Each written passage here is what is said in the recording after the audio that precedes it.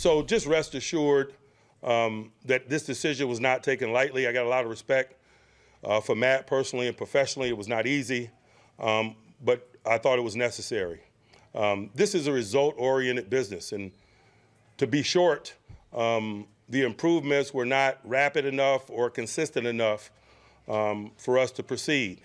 You got to score touchdowns in this business. You got to win games in this business. And just the totality of it has us where we are today. There hadn't been enough continuity in our work, certainly. It hadn't developed at the rate that I would like it to.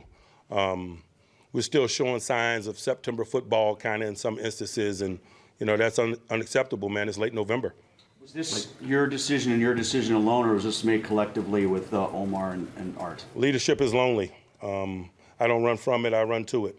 It was mine and mine alone. See, I'll quibble with that last point from Mike Tomlin because Jerry Dulac of the Pittsburgh Post-Gazette tweeted yesterday, possibly before the mass announcement that was made by the Steelers that Canada is out, that Art Rooney has fired Matt Canada, not Mike Tomlin. Art Rooney fired him. And one of the things about the Steelers that is fascinating to me, Art Rooney, we just talked about how David Tepper is too involved. Art Rooney is very involved in a low-key way, and I think he always has been. And before that, his father, Dan Rooney, was involved in a very low-key way. It's been a family-run business with family members in key positions for decades. It never gets scrutinized or criticized because they're always relevant. They always contend. They're always good. Would they be better? I don't know if they had no family involvement. And eventually the problem with family involvement, you get a family member in there that doesn't know what they're doing, and then the ship gets run aground.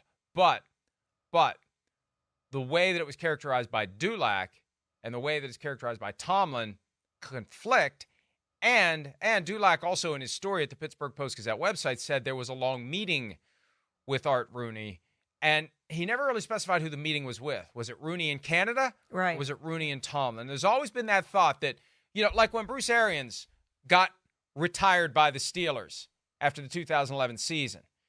The way Arians tells it, I wanted to come back, and Mike Tomlin told me he was going to get me a new contract.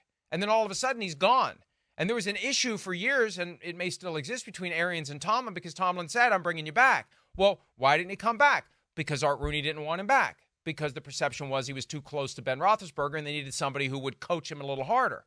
That's the general version that's accepted as loosely true. But Tomlin can stand there and act like he's the captain of the ship, but he's not. Art Rooney is. Well, and I read that same thing, Mike, and I wondered who that meeting was with. I have no doubt that Art Rooney was involved in the decision in some way, whether it was Tomlin saying we need to do this and Rooney signing off on it, whatever that was, whether it was directly him or to him just signing off on it. I have no doubt that Art Rooney was involved in the decision simply because they hadn't done this since 1941. And if you want to go back and have another little stat here, 2012 was the last time, Mike, they even fired a coach who was under contract. Like, they don't do this. They don't fire coaches at all, period. They let their contracts run out. And then, as you pointed out with Arians, they don't give them new contracts if they want them to go away. And that was special teams coach Al Everts was like going camp in 2012. So whatever it was, I do think that if it had been a different team, Mike, that he would have been gone, Matt Canada, a long time before now, because he deserved to be gone a long time before now. We saw the chants from the fans. We saw how disgruntled they were. We saw some quotes from the players, especially Najee Harris over the last couple weeks and what he said. So this needed to happen. I think it would have happened far quicker if this wasn't the Pittsburgh Steelers because they do things in a different way. But I have no doubt that in some way, shape, or form that Art Rooney was involved in this. I was there for the Week 2 Monday night game against the Browns when the Fire Canada chants broke out. I did not participate in them. I was there merely as an observer / quasi fan of the game. It was nice to go to a game for the first time in years and not be working, to just go and sit and watch and enjoy the game. But I definitely heard the Fire Canada Week 2. It broke out at the Penguins home opener, a hockey game. Yeah. Now, it may have been something that went like this. It may have been Tomlin has been wanting to make the change, and the big boss wouldn't let him make the change. And now the big boss finally came around. So technically it's Mike Tomlin's decision. He just was encouraged not to make it until very recently, when he was encouraged to go ahead and make the move to fire Matt Canada. Because here's the reality. What you have to ask yourself is, if you make the change, and we went through this last week with the Bills, if you make the change, how are things going to improve? And maybe for Art Rooney, if he was the one saying, let's wait. You know, the old Emperor thing, like he's going thumbs up or thumbs down. Like he keeps going thumbs up on Matt Canada. The thing that maybe makes him go thumbs down is seeing what happened with the Bills, that it worked. So it could be that simple. You know, we like to overcomplicate it. I think there's I don't know. It just makes it seem bigger. It makes it seem more mysterious if it's more complicated. Maybe it's as simple as Art Rooney saw what the Bills did, so he's like, well, let's go ahead and give this a try because we don't know what the hell else to do. I think really the deeper thing, though, is when you look at some of the things that happened on Sunday in that Browns game, the Najee Harris comments from after the game, which were far more than what we played on Monday, where he says, I'm getting tired of this. I'm trying this day before Thanksgiving. I'm not going to say the word. Maybe I will later in the show. And the report from Mark Kaboly of The Athletic that receiver Deontay Johnson had to be literally picked up by Broderick Jones, their rookie tackle, and dragged away from an altercation with an unnamed assistant coach. That may have just been the point where they decide as an organization, whether it's something Mike Tomlin wanted to do or whether it's something he decided to do or everyone decided or no one decided or somebody decided on Monday, this just has to end. This just has to change. We cannot continue down this path. And they took Monday to make the decision. And then, as I think Dulac pointed out, it was when Canada showed up for work on Tuesday morning that he found out that after being moved from the booth to the sideline, he was now being moved out of the stadium altogether. So, Charean, whatever the real catalyst was, I think it was overdue. But part of the problem is now that we've done it, what do we do? Yeah, and Mike, the funny thing to me about this offense and Matt Canada, if you go back to the preseason, they looked so good in the preseason. They were the best first-team offense in the preseason of any team out there. I think they had 5 possessions in the preseason, and they scored touchdowns on every single one. You're like, man, this offense has turned the corner. I thought they were going to be great after watching them in the preseason and what they did, and they just can't get it done. 16 touchdowns this season. They have a minus 29 point differential, outscored in every single game, 28th in points, 28th in yards, 31st in passing.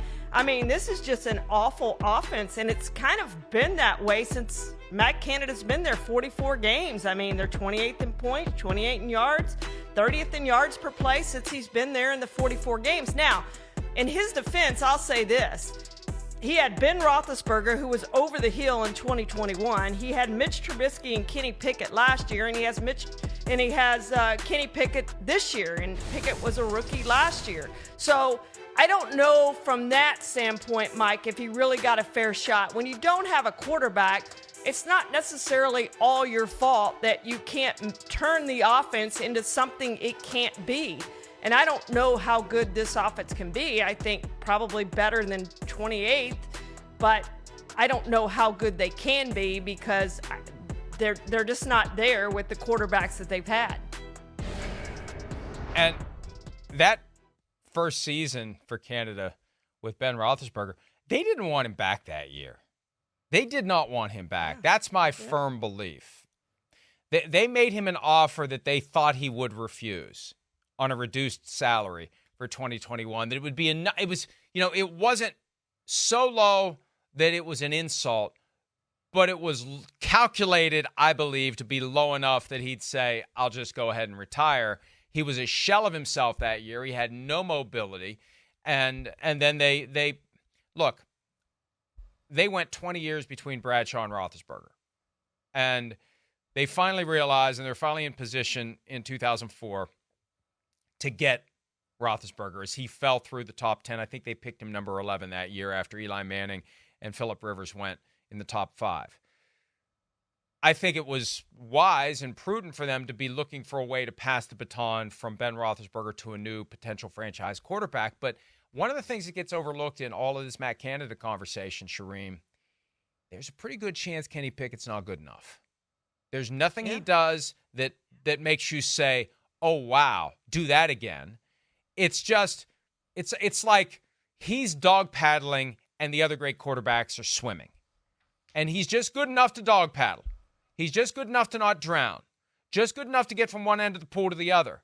But, with all this attention on Canada, see, that's what's going to happen now.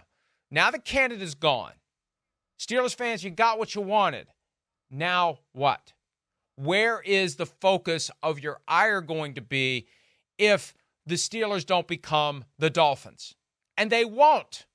They're not going to be able to wave a magic wand, flip a switch, come up with some new play, some new plan. Now, maybe the new structure, and we'll talk about that in a second, but maybe the new structure will indeed try to infuse a rhythm, a flow, a strategy, not random play selector. It's kind of like with the Bills. It just feels like random play selector. And lately it's been run the ball on first down, run the ball on second down, throw a screen pass to a running back on third down. That's been the overarching method to the Pittsburgh offensive madness, and the madness boiled over on Sunday.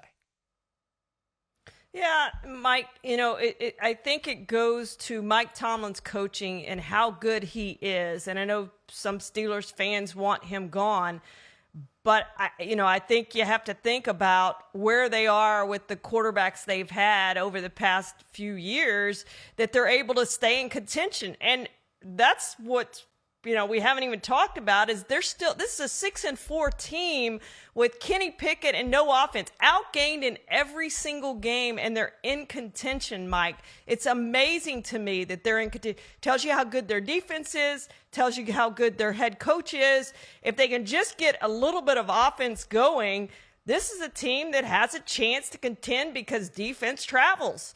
And they have a chance to do something. I'm not saying they have a chance to go to the Super Bowl, but they do have a chance to make the playoffs and possibly pull an upset in the first round because their defense is good enough. Their coaching is good enough. They just have to find that little bit of offense, and they haven't had it with Kenny Pickett. 6 touchdowns and 4 interceptions. I love their receiving core, but the quarterback hasn't been good enough. The running game hasn't been good enough. The offensive line hasn't been good enough.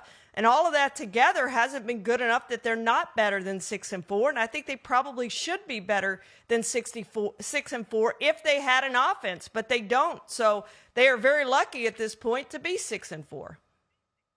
It's odd that this all went down when it did, because I was just coming around to the idea that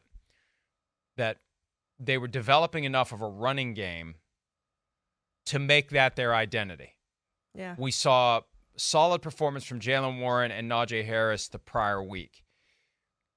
Okay, so you lean on the running game, you lean on your defense. Well, what is it that's going to help you in the postseason? It's defense and running game. If you go to Kansas City on a crappy weather day, like we saw Monday night, cold and rainy, gives you a chance. You go to Buffalo, anywhere but Miami. You go to Baltimore. It's a division rival, and you're playing outdoors in the elements. All those things would have been positive. That's what makes how it all fell apart this weekend and into Monday so stunning, because they still have the running game in Jalen Warren. It was Najee Harris who sounded off and really undercut this idea that they can hold the offense together. There was something deeper. When you look at all of Najee Harris's comments, there was something so much deeper than the surface level frustration. And it may just be that Mike Tomlin, Art Rooney, whoever, collectively, individually, however they did it, realize that Matt Canada is the one who's failing to do something that wins the confidence and faith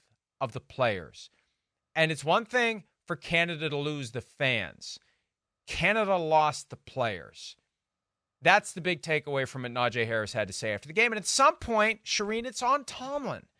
Now, and maybe, and again, we don't know. They're not going to tell us how these conversations went, so we're left to try to wonder how it may have happened.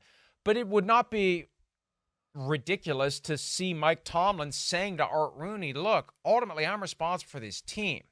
At some point, this is on me. I've tried everything in my tool bag that I can, and I'm not urinating on the fire. So I've got to do something big here. We've got to move on from Matt Canada. We've got to do it. We've been having this conversation every week since week 1. We've got to do this. I can't do my job if I have an offensive coordinator who has lost half of the locker room. I can't do it. I'm going to lose that half, and then I'm going to lose the rest if I don't do something soon. If you told me that's how it went down, I'd say, yeah, that makes 100% sense. Yeah. You just read those Najee Harris quotes or listen to them, and you understand that Matt Canada had lost the locker room. And that's the big thing. That's bigger than losing the fans. The fans are one thing, but the players are another. Now, has Kenny Pickett lost the locker room? Has he lost the offense? Has he lost the confidence of them? I think that's what we find out next, because at this point, there's no one else to blame except Kenny Pickett. So what do you do if you're the Steelers, if this doesn't work out, if you don't make the playoffs? What do you do at the quarterback position? This isn't a team that goes out and makes trades and has big free agent signings, and where your record is not going to get you to the top of the draft order to draft a quarterback. So what are you going to do at the position beyond this year if you figure out this year that Kenny Pickett's not the guy? This is a team that's got a lot of questions, Mike, to answer the rest of this year, and then beyond this year at the quarterback position, and then obviously at the offensive coordinator, what they're going to do there. Well, and think about the choices they'll have next year, whether it's try to trade for Justin Fields, try to trade for Kyler Murray, assuming either is even available. There's a chance neither will be available. There's a chance both will be available. Kirk Cousins is free and clear to play for anyone he so desires. And just like Aaron Rodgers being attracted to the Jets, if Kirk Cousins would come to the Steelers and they've got that suffocating defense, that's a guy that they should be interested in, or could be interested in, if they decide that Kenny Pickett isn't it. And this is the other problem, too, and I think this is one of the reasons we don't see Jaylen Warren featured more. I think there's some institutional ego that gets involved, and maybe it flows from the very top. We used a first-round pick on Najee Harris. We have to use Najee Harris. We can't let him be supplanted by the guy who was undrafted. We used a first-round pick on Kenny Pickett. We can't give up on him after 2 seasons.